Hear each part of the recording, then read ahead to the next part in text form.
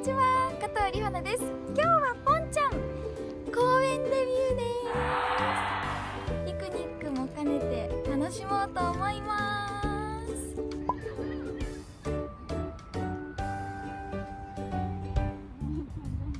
乾杯。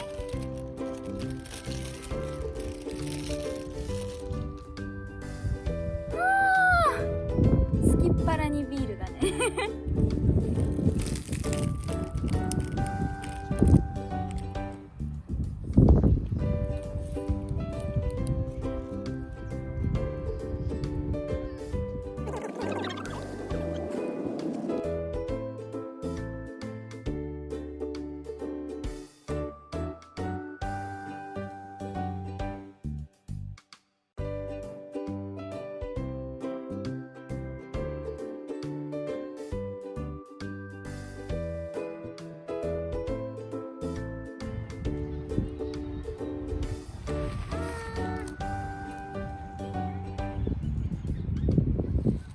ポンと遊ぶのやめちゃおうかなじゃあポンちゃんと遊びます。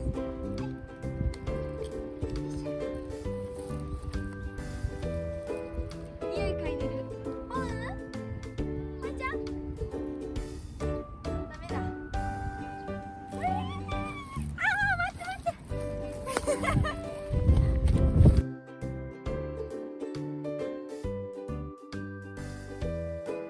って外も平気だね。ポンちゃんも歩けるようになりました。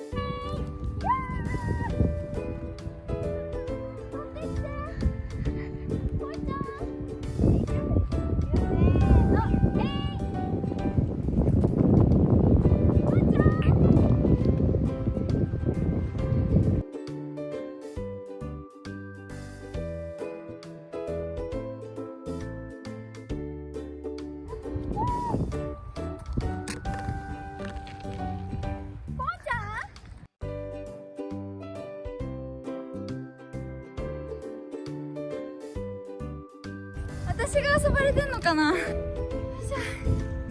ポンちゃん全然おもちゃ置い